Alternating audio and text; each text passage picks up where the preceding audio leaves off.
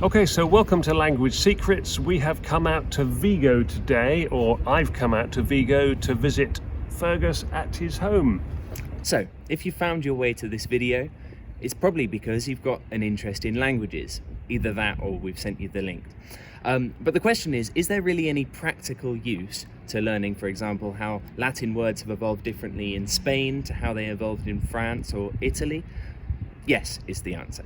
Let's imagine that you're somebody who's already got a pretty good working knowledge of French, but you want to learn Spanish. Now, let's say you're ploughing through your lists of new vocabulary and you come across the word for leaf in Spanish, hoja, la hoja. Now, you might just learn that as a brand new word straight off the bat. That is actually what most people would probably do.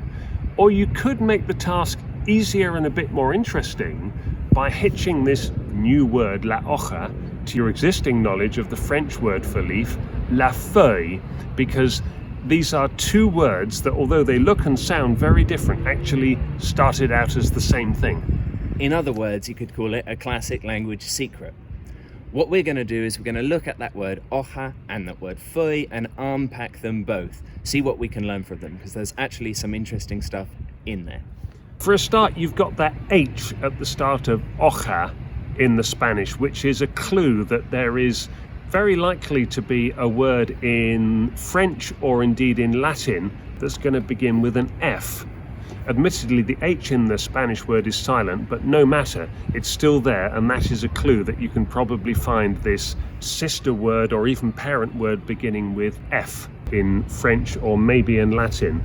And there are actually hundreds of examples of this kind of F to H correlation. For example, you've got the word for son, my son. You've got hijo, mi hijo in Spanish. Well, in French you've got mon fils, and in Latin you've got filius. Yeah, another example being the Spanish word for smoke, humo. In French you've got fumé beginning with an F, and in Latin, fumus. Or hambre, hunger in Spanish, el hambre. In French, le faim. In Latin, fame. So we're not going to be troubled by that H. We're just going to note it down as a clue, a useful clue. Okay, so looking at then the J in hoja. It has a strong link to the Y sound in feuille, although it's not easy to see it, especially because hoja and feuille just don't look anything alike when you look at them. If we take two words in French and Spanish that do look more similar to each other, such as oreille and oreja, it's much easier to see how the J in oreja links to the Y sound in oreille.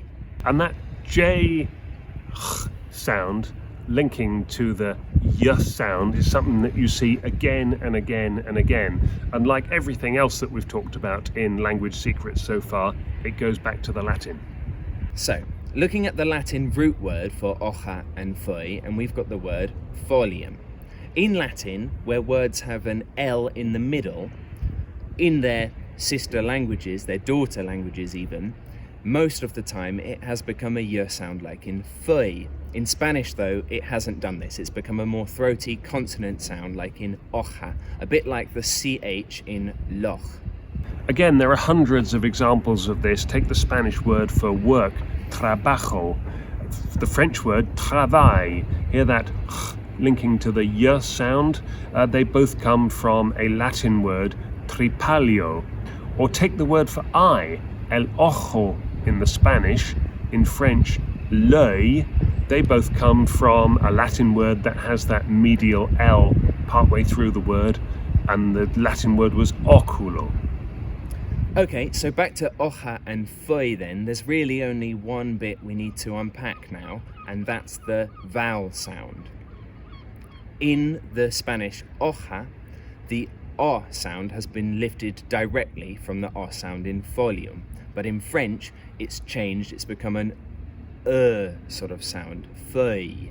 So it's changed quite a lot there. We need to look at why that's happened.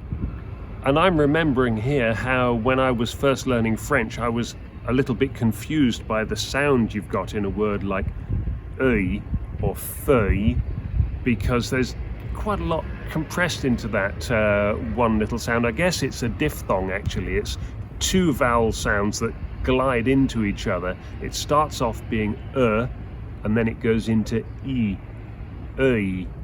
But here, what we're really talking about is the first part of that, the In French, they go to that sound a lot, and they are going to it from the Latin o. So the other main Romance languages were happy to take across the O sound as it is from the original Latin word.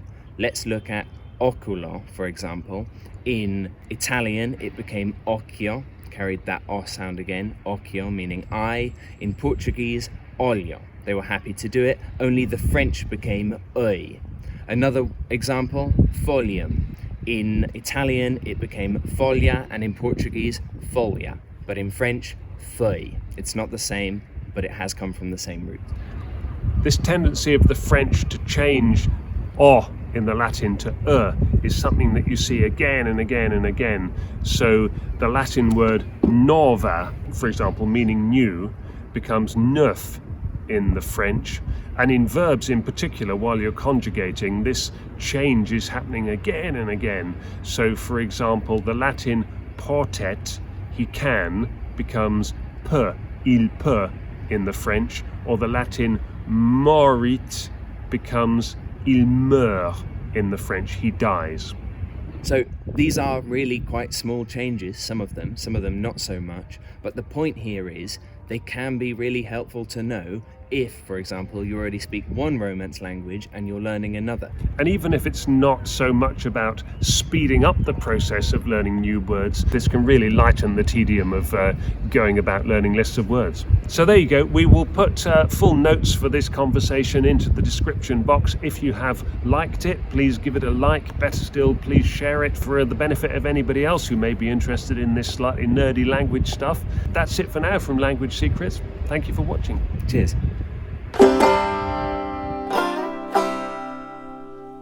And in Latin, Fame. fame, sorry, okay. In Spanish, fama. We're just going to note it down. It's not an F. In Spanish, it's not fama either. Oh, it's not even Latin. fama in Latin. All right, okay, bollocks. We really don't know this shit, do we? Well, not the Latin.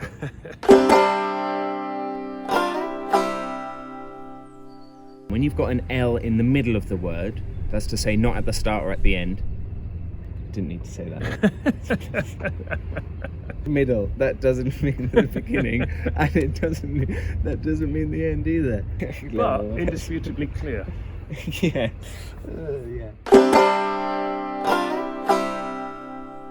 They kept doing that particular thing again and again and again. Again and again and again. Again and again and again. Again and again. Again and again.